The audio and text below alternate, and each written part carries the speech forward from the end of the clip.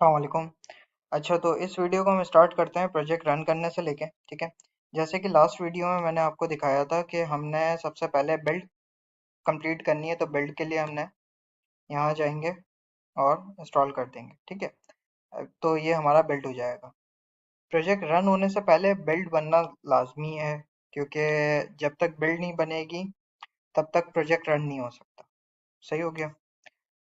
अब मैं आपको टेस्ट भी रन करके दिखा देता हूँ कि यहाँ पे हम आएंगे तो यहाँ पे हम देख सकते हैं कि भाई जे यूनिट टेस्ट लिखा हुआ आ रहा है।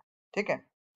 अब मैंने मेन प्रोजेक्ट पे क्लिक करके जे यूनिट रन करूंगा तो ये ऑटोमेटिकली जितने भी इसको टेस्ट मिलेंगे पूरे प्रोजेक्ट में, ये सबको एक साथ रन कर देगा। ठीक है, मैं कर देता हूँ। तो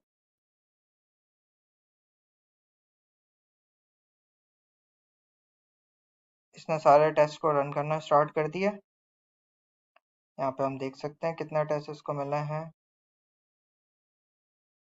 ठीक है, ये थोड़ा टाइम लेगा क्योंकि देखो, सबसे जल्दी जो रन होते हैं वो होते हैं यूनिट टेस्ट, क्योंकि वो स्मॉल कंपोनेंट्स के ऊपर होते हैं। ठीक है। तो वो ज़्यादा टाइम नहीं लेते। उसके बाद इंटीग्रेशन टेस्ट जो हैं वो ज़्यादा टाइम लेते हैं और क्वांटिटी में कम होते हैं।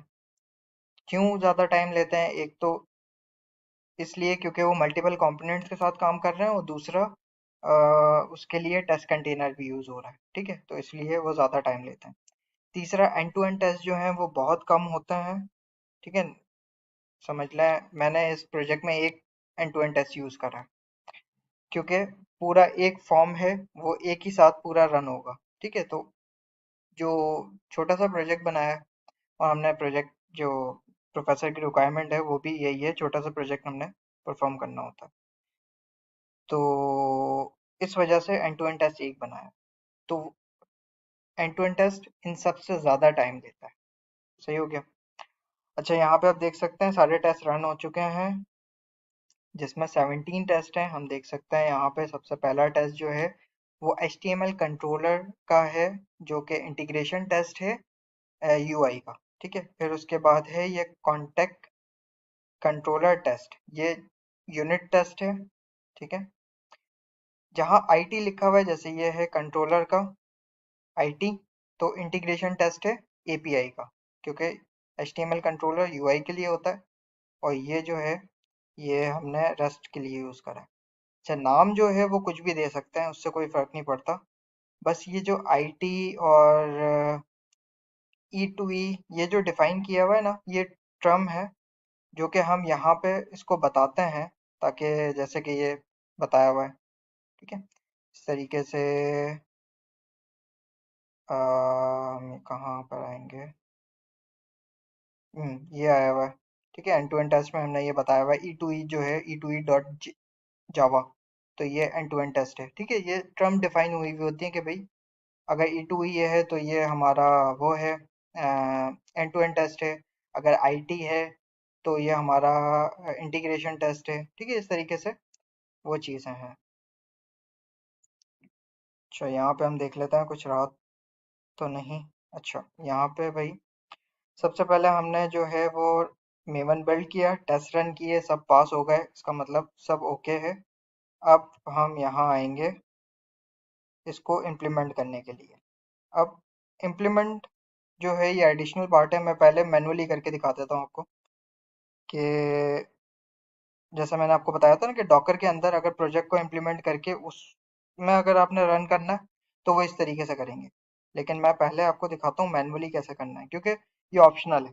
अगर ये ना भी करें आप तो कोई मसला नहीं है। अच्छा, तो रन करने से पहले मैं आपको पहले डायरेक्टरीज का थोड़ा बता देता हूँ कि ये जो है हमारे पास, इसको मैं बंद कर दूँ, ये जो है हमारे पास सोर्स मेन जावा के अंदर हमारे पास कोड रखा हुआ है, जो हमारा एप्लीकेशन का कोड है। ठीक है। उसके लिए जो भी रिक्वायर्ड चीज़ें होंगी, जो कि उसकी HTML हो गया, उसका CSS हो गया। ठीक है। या और भी कोई भी चीज़ होगी, जावास्क्रिप्ट वगैरह जो भी, तो वो हम रिसोर्सेज में रख देंगे। ठीक है। इसी तरीके से ये हमारी टेस्ट की डायरेक्टरी है, जहाँ पे हम टेस्ट केस लिखेंगे। लेकिन इसकी जो भी रिक्वायर्ड चीज़ें होंगी या जो भी एडिशनल चीज़ें होंगी, वो हम सोर्सेज के अंदर रखेंगे। एक एक डायरेक्टरी के अंदर जाके मैं सारी चीज़ें आपको दिखाऊंगा, लेकिन उससे पहले जो है इस वीडियो में हमने सिर्फ टेस्ट रन करना है, ठीक है। सॉरी, टेस्ट और एप्लीकेशन सारी चीज़ें रन करनी है। तो एप्लीकेशन रन करने के लिए मैं यहाँ पर आके इस पे राइट क्लिक करूँगा और कुछ मसला कर रहा है, चलो यहाँ से कर लेते हैं। यहाँ पर हम आए, ठीक है, रन एज किया। रन एज के बाद जावा एप्लीकेशन, इसको हम जैसे रन करेंगे ये हमारे पास एप्लीकेशन रन होना स्टार्ट हो जाएगी यहाँ पे। ठीक है, ये थोड़ा सा टाइम लेती है बस कुछ देर का, तो ये हो जाएगी। इसके बाद हमारे पास, मैं इसमें खोल के दिखा भी देता हूँ। मैंने इसके अंदर, अच्छा ये रन हो गई है, ठीक है, एक्सेप्टेड ट्रैफिक, तो ये रन हो चुकी है। इसके अंदर मैंने दो चीज़ें यूज़ करी हैं, जैसे मैंने यहाँ पे आपको दिखाया भी था कि एक तो रेस्ट एपीआई बनाई हुई है ताकि एपीआई की मदद से हम डेटा गेट कर सकें, पोस्ट कर सकें, डिलीट कर सकें सारी चीज़ें। और एक यूआई भी बनाया हुआ है जिसकी मदद से हम डेटा पोस्ट कर सकें। तो पहले यूआई में दिखा दूं, क्योंकि देखें यहाँ पे मैंने आपको अभी दिखाया कि एप्लीकेशन जो है वो रन हो चुकी है, ठीक है। अब मैंने जस्ट इस लिंक को ओपन करना है लैपटॉप में। इस लिंक को ओपन करेंगे तो हम यहाँ पे देख सकते हैं कि एक फॉर्म आ गया है, सही है। ये फॉर्म हम फिल करते हैं, जैसे कि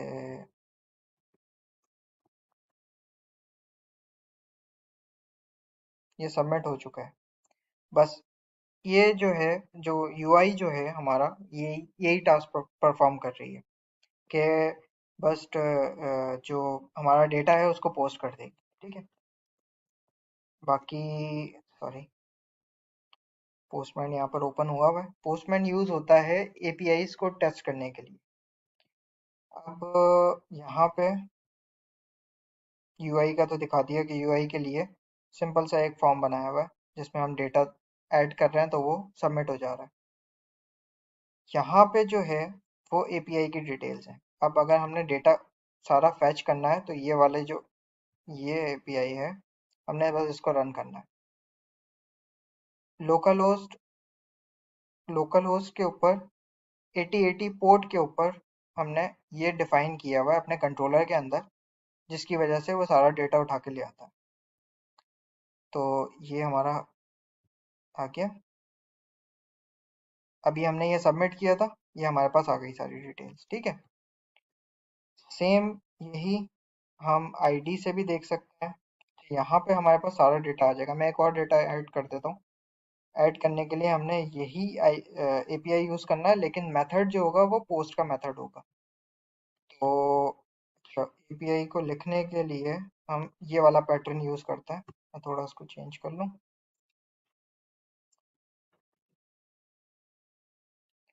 ठीक है। और ये पोस्ट किया सेम, और ये पोस्ट कर दिया। अब ये हमारे पास आ गई दूसरी एंट्री। अब मैंने अगर सारा डेटा देखना है तो मैं यहाँ से देखूंगा कि मेरे पास ये दो एंट्रीज हैं, ठीक है। अब ये दो एंट्रीज के लिए मेरे पास ये वाली एपीआई है सारा डेटा गेट करने के लिए। अगर मैंने कोई एक इंडिविजुअल डेटा देखना है तो मैं उसके आगे उसकी आईडी यूज कर लूंगा, जैसे कि 1 2। अगर मैंने 2 का डेटा देखना है सिर्फ, तो यहाँ पे मैंने उसकी आईडी लिखी और ये गेट कर लिया।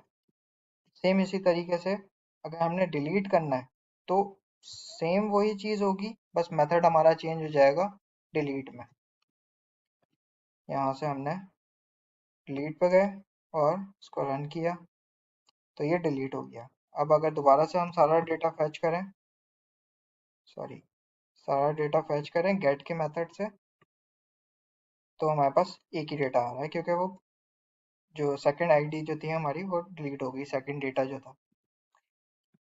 तो ये हो गया, ठीक है।